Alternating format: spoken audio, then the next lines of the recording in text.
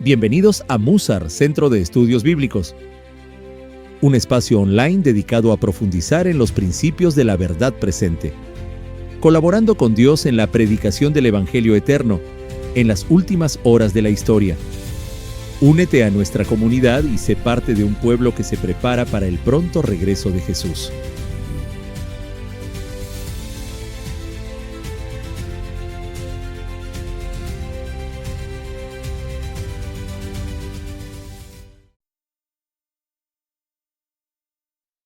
¿Qué tal, queridos amigos y amigas? Estamos en nuestro curso de Hermenéutica Bíblica y vamos a continuar con nuestra clase sobre la tipología bíblica. Esta es la clase número 7. En la clase anterior estuvimos hablando sobre el tipo y el antitipo.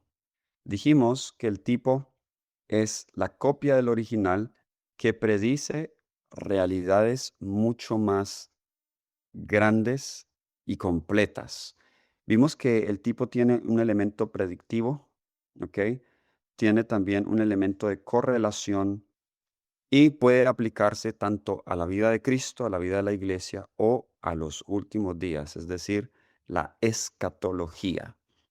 Y estamos tomándonos nuestro tiempo para mirar cómo eso se aplica al santuario. Estamos usando el santuario como un ejemplo de tipología bíblica. Y me quiero tomar aquí el tiempo porque, como quizá muchos saben, es una de las doctrinas que más se ha atacado en nuestra iglesia. Desde decir, por ejemplo, que no hubo o no comenzó un juicio investigador en el año 1844, o algunos que sí aceptan eso, pues dicen que en realidad no hay un santuario literal, que todo lo que Dios le muestra a Moisés, todo lo que Dios le mostró a Juan y a Daniel, eso simplemente era de manera simbólica para que ellos entendieran un mensaje, pero el lugar literal en el cielo no existe. Todo eso se resuelve con este principio de tipología que nosotros estamos manejando. Vamos a continuar aún con el mismo tema del santuario, la tipología bíblica, pero antes de hacerlo vamos a orar.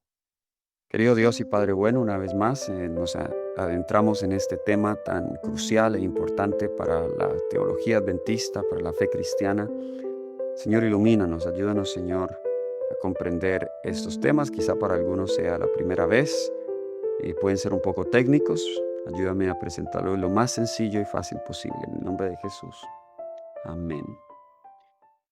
Muy bien, habíamos dicho que este santuario que Dios le mostró a Moisés era una copia del original que a su vez sirve como tipo del original a realidades futuras y el trabajo salvífico que Cristo haría en el santuario celestial. Quiero comenzar con esta cita de Patriarcas y Profetas, página 313. Dice: Dios presentó ante Moisés en el monte una visión del santuario celestial y le ordenó que hiciera todas las cosas de acuerdo con el modelo que se le había mostrado. Ellen White está entonces de acuerdo con que hubo un modelo original en el cielo que Dios le mostró a Moisés. No era solamente algo simbólico, sí hay símbolos acá. No fue solamente una imagen mental que Dios le dio a Moisés. Él en realidad vio el modelo original. O sea que hay un santuario literal en el cielo. Más razones para creer eso. Miren acá, estamos viendo el vínculo entre el santuario terrenal y el celestial. Miren en Éxodo 24:10, cuando Moisés subió al monte con los 70 ancianos, dice que vieron al Dios de Israel, dice, y bajo sus pies había como si fuera una obra pavimentada de piedra zafiro, en hebreo lapis lazuli, y era como los propios cielos en su claridad. Así que aquí Moisés vio tanto la inmensidad y la gloria del santuario celestial como le fue posible comprender. Y ellos ven, Moisés de manera especial, la obra pavimentada de piedra de zafiro. Ahora, esa palabra, esa expresión es bien interesante, lapis lazuli, porque esa aparece también en Ezequiel 1:26 y en Ezequiel 10:1, cuando se describe el trono de Dios, que era hecho de zafiro, lapislázuli. ¿Ok? En Ezequiel 28:14, donde se habla, se refiere a las piedras de fuego en el santuario celestial, una de las cuales era sin duda el zafiro, el ángel este que se paseaba por las piedras de fuego. Quizá Moisés en el monte entonces está viendo una de las piedras del pavimento del templo celestial. ¿Ok? Así que la alusión a eso nos demuestra que en realidad Moisés sí vio un modelo real. ¿Ok? Porque ellos están describiendo acá lo que están viendo. Entonces vimos que debe haber, todo esto del santuario lo dijimos porque estamos hablando de un elemento eh, predictivo, pero también debe haber un grado de correspondencia tipológico, ¿ok? Un grado de correspondencia tipológico. ¿Qué significa eso? Al usted tomar los dos elementos, el tipo y el antitipo, Adán y Cristo, el éxodo de la iglesia, el diluvio, el bautismo, el santuario terrenal con el santuario celestial, y todos esos ejemplos que hemos visto, compárelos y mire cuáles son los contornos básicos. Cuando me refiero a contornos son los elementos básicos que se repiten en ambos sin que se le haga o sin que se tuerza las escrituras y sin que esto afecte otros textos bíblicos. Es decir, el consejo que quiero darles es que concéntrese en los contornos básicos generales al principio y no en cada detalle minucioso del tipo. Quizá en algunos momentos sea necesario hablar de los detalles, pero antes de entender los detalles, entienda los contornos básicos. Ejemplo, una vez en el santuario, ¿cómo se aplicaría esto a la tipología del santuario? Miren algunos de los contornos básicos en la tipología del santuario. Am, por ejemplo, vemos que al comparar todos los santuarios, el de Moisés, el de Salomón, Zorobabel, el de Herodes, el de Ezequiel, nosotros vemos con el celestial, aquí están los templos, el templo mosaico, Salomón, Zorobabel, y el de Ezequiel, que nunca se construyó, pero se dan muchos detalles. Entonces vemos aquí algunos puntos básicos en cada uno de estos santuarios. Vemos que todos los santuarios del Antiguo Testamento tenían tres esferas de espacio sagrado: lugar santo, lugar santísimo. Eso se repite en todos. Así que ahí debe haber entonces correspondencia. ¿Ok? Vemos que hay las mismas proporciones, no dimensiones, con el lugar santísimo en forma de cubo. En todos el lugar santísimo tiene forma de cubo. No exactamente las mismas dimensiones. El de Salomón era mucho más grande que el de Moisés, pero ambos tenían las mismas proporciones cúbicas. Vemos los mismos tipos, no números de muebles. Vemos que todos tienen un altar de sacrificio, un lavacro, una mesa de los panes de la proposición, un candelabro, un arca del pacto, ¿sí? Un altar de incienso. Todos tienen esos. Ahora, no el mismo número. El de Salomón tenía como 11 lavacros. Bueno, uno principal que le llamaban el mar y otros 10 lavacros. Tenían más candelabros. Entonces no nos concentramos en los números, nos concentramos en el tipo de mueble. Todos tenían el mismo orden de sacerdotes, levitas, sacerdote y sumo sacerdote, la diferencia. Eh, todos tenían los mismos tipos de sacrificios: las ofrendas por el pecado, los holocaustos, las ofrendas de paz, las ofrendas expiatorias, las libaciones, las oblaciones. Todos ellos tenían esos mismos. Así que a eso nos referimos. Este es un buen ejemplo para hablar de los contornos básicos. Mira que aquí no nos estamos centrando todavía en los colores o en los clavos o en número de pilares que tenía. A veces nosotros nos podemos perder en todos esos detalles, pero obviamos el punto principal y el mensaje principal de la tipología. Si usted entiende esto, los detalles van a, van a explicarse por sí solos. A veces ni es necesario, ¿ok? Si usted entendió el mensaje principal. En Hebreos 9, versículos 2 al 4, el autor de Hebreos hace una, una correspondencia entre el santuario celestial y el terrenal de estos mismos elementos. De nuevo, no lo estamos forzando, lo cual nos da a entender cómo que el santuario celestial también tuviera estos elementos. Nos dice, desde el versículo 10, eh, pues el tabernáculo estaba dispuesto así. En la primera parte, llamada lugar santo, estaba el candelabro, la mesa y los panes de la proposición. Tras el segundo velo estaba la parte del tabernáculo llamada el lugar santísimo. Allí había un incenciario de oro y el arca del pacto cubierta de oro por todas partes, en la que había una urna de oro que contenía el maná, la vara de Aarón que reverdeció y las tablas del pacto, las tablas de la alianza. Así que vemos aquí que al menos en estos elementos básicos hay una correspondencia entre el santuario celestial y el terrenal. En Hebreos 8 del 1 al 5 vemos que hay correspondencia de los sacerdotes y los sacrificios. Así que aquí mismo el autor de Hebreos nos está presentando esa correspondencia. Así que ya hablamos del elemento predictivo. Dios le dijo a Moisés, yo levantaré un profeta, es decir, el tipo ya desde que se da tiene un elemento predictivo. Vimos también un elemento que estamos viendo de correspondencia, ¿ok? El santuario mismo, los tipos del santuario nos muestran ese elemento de correspondencia. Ahora vemos que también hay un elemento trifásico de los tipos del Antiguo Testamento, ¿ok? Eh, ¿Cuál es ese elemento trifásico?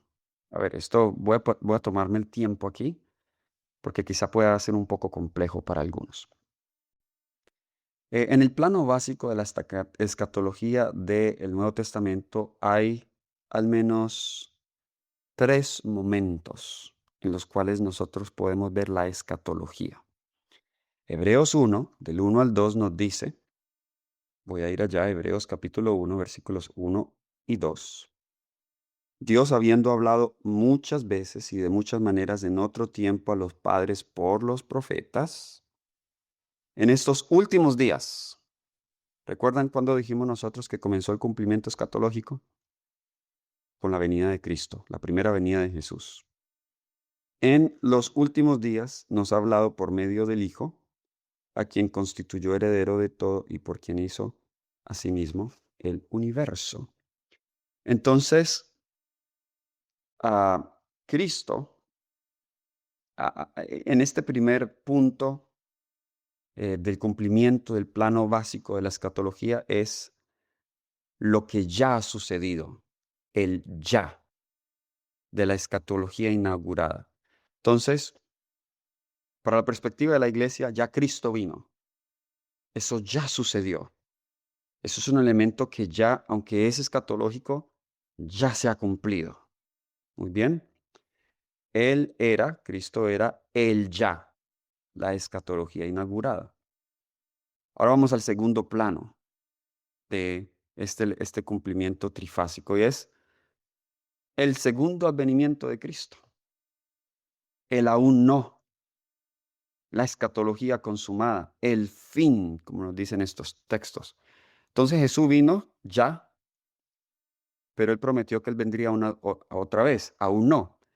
Ambos eventos son escatológicos, pero uno se ha cumplido y otro no se ha cumplido.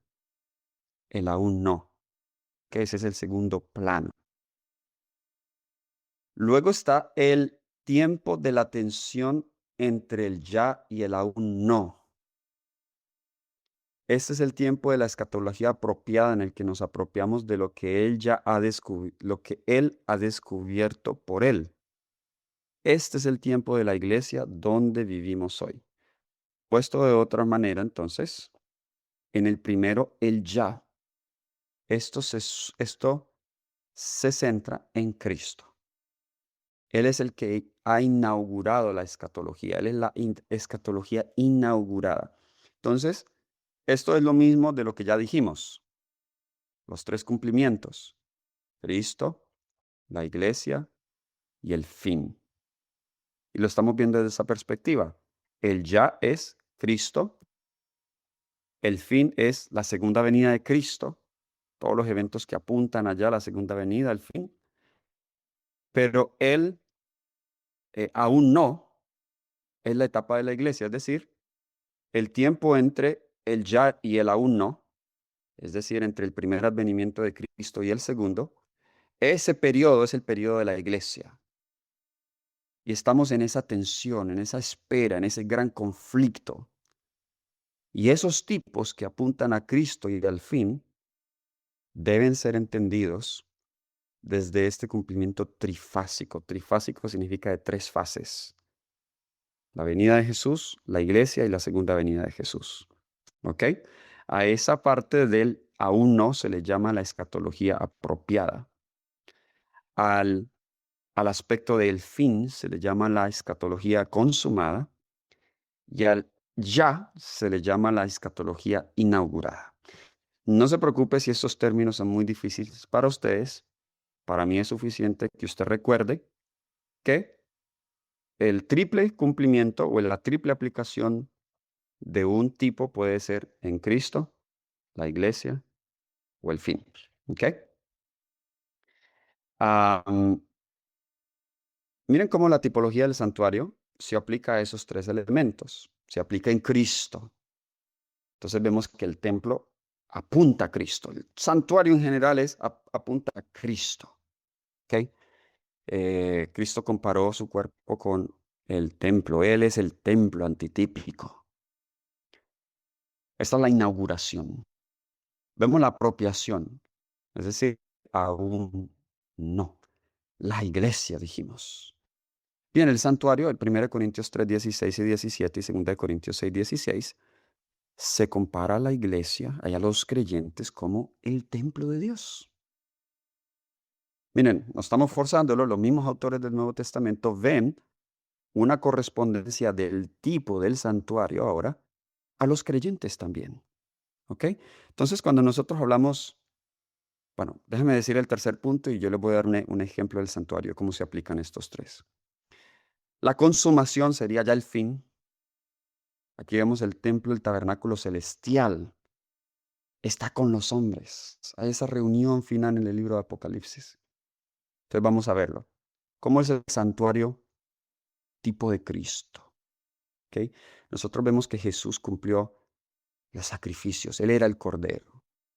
Jesús era el cumplimiento de la Pascua. Jesús fue el cumplimiento del pan sin levadura. Su cuerpo no vio corrupción. Jesús fue también la primicia que se levantó de los muertos. Jesús fue ese Pentecostés que fue derramado por medio del Espíritu sobre los creyentes. Jesús es ese sumo sacerdote que está intercediendo por nosotros en el día antitípico de la expiación. Eso es un ejemplo de cómo el santuario se cumple en Cristo, en la inauguración escatológica. ¿Cómo se cumple en la iglesia? El santuario, entonces, es un tipo de la iglesia. La gente iba a adorar al santuario y los creyentes vamos a adorar a la iglesia. Vemos que en el santuario había orden sacerdotal, en la iglesia hay orden eclesiástico. Vemos que la iglesia debía ser un lugar de oración. Vemos que el templo dice que era llamado en el Antiguo Testamento casa de oración. La iglesia es esa casa de oración. Nosotros vemos cómo Dios manifestaba su gloria en el templo. Dios quiere manifestar su gloria en la iglesia cuando venimos a adorarle. Los que se acercaban al templo a adorar debían venir con corazones limpios y puros, en especial el sacerdote. Vemos cómo nosotros también debemos tener la pureza al adorar a Dios. ¿Sí ven? Vemos cómo la iglesia, al celebrar la Santa Cena, es como un tipo de Pascua. Al celebrar el lavamiento de los pies, es como lo vemos en el lavacro. Eh, Hacer obra misionera. Estamos viendo el candelabro, la testificación. Al estudiar la palabra de Dios, estamos viendo la los panes sin levadura. Miren que aquí estamos aplicando ahora el santuario a la iglesia, ¿ok? Ahora, ¿cómo lo aplicamos al fin? Bueno, Apocalipsis es muy claro, dice, la consumación de todo esto es que el santuario es ese lugar de reunión. Ahora el santuario literal estará con los hombres y nosotros estaremos reunidos con Cristo. Esa es la consumación de todo. Así que toda tipología de santuario tiene su cumplimiento básico en Cristo. Nuestros estudiosos evangélicos suelen detenerse en este punto fundamental, pero también es cierto que lo que ocurrió en Jesús debe cumplirse espiritualmente en nosotros. Él es primicia, yo soy primicia.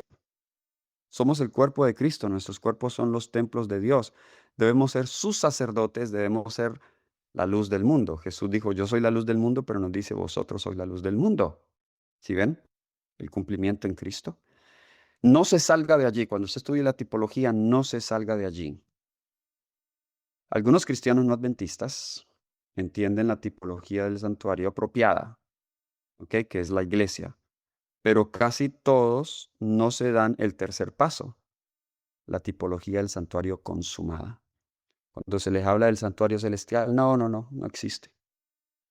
Por eso ellos no entienden y no aceptan el tema del juicio investigador. Tristemente hoy aún algunos en nuestra iglesia están negando eso, pero tristemente es obviando estos puntos tan claros en la Biblia de la tipología.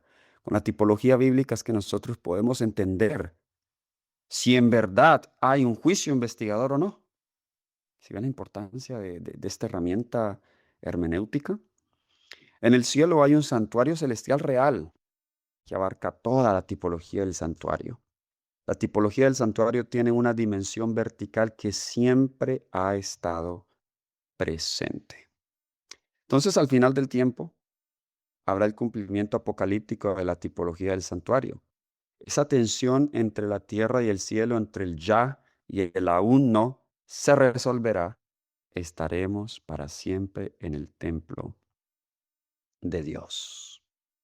Así que ya en resumen, para ir concluyendo, la modalidad de estas fases del cumplimiento del Nuevo Testamento basada en la presencia de Jesús es que la inaugurada, es decir, la que se aplica en Jesús, es literal y local. ¿Ok? Jesús murió en Israel literalmente, ¿ok? En una cruz literal. Luego entonces es espiritual y universal cuando se habla de la iglesia. En la inaugurada es Cristo, la apropiada es la iglesia, la consumada es el fin, el glorioso final de todo. Entonces, cuando se aplican los tipos a la iglesia, deben aplicarse espiritual y universalmente. Un ejemplo, nosotros hablamos de Babilonia en el Apocalipsis. Babilonia era una ciudad literal y local en el Antiguo Testamento. Pero cuando se aplica el periodo de la iglesia, ahora ya es espiritual y universal, global. Cuando hablamos, por ejemplo, de Elías, hubo un Elías el Elías tisbita era tipo de Juan el Bautista y tipo de un Elías final. En Juan el Bautista, que está en el periodo de la inaugurada Cristo, él era un ser literal y local. Pero Juan el Bautista o el Elías de los últimos días se debe entender de manera espiritual y universal. Ya no es un solo individuo, son los creyentes fieles que van a estar en todo el mundo. Y se aplica a la iglesia espiritual. El Israel. Muchos evangélicos cristianos tienen problemas con cómo entender el Israel del Nuevo Testamento. Ellos siguen pensando que es literal. No, el Israel ahora en el periodo de la iglesia es espiritual y universal. Y ya vimos la base bíblica para estas cosas. Y luego el Israel consumado será glorioso, final, universal y literal. Por eso ahí vemos una ciudad que se llama la Nueva Jerusalén. Esa ciudad es literal, o sea, volvemos al elemento literal, pero esta vez ya universal. Entonces vemos cómo tanto la inaugurada como la apropiada se preparan el camino para la consumada. En conclusión, entonces, los adventistas tenemos el privilegio de predicar con alegría la esfera completa de la tipología del santuario. No se trata solo del ya, es decir, de lo que se cumplió en Cristo, sino que se centra en lo apropiado, el tiempo de la iglesia ahora, y en el aún no, el pueblo de Dios unido con Jesús en el santuario celestial durante la segunda venida y el más allá. Qué privilegio entonces nosotros tenemos, queridos, de poder tener una comprensión completa de las Sagradas Escrituras. Esta para mí es una de las clases favoritas. Yo espero que usted se haya motivado y apasionado con este tema de la tipología bíblica. Espero que puedas escuchar este video de nuevo si algunos puntos no son claros. Y Dios te bendiga en tu estudio de las Sagradas Escrituras. Vamos a orar. Querido Dios y Padre bueno, te damos gracias, Señor, por la bendición de poder estudiar estos principios tan importantes. Ruego, Dios, que tú sigas enseñándonos. Tú eres el único maestro. Que nos sigas instruyendo. Y bendice a cada persona que está escuchando estos cursos. Todo esto lo pido en el nombre de Jesús. Amén.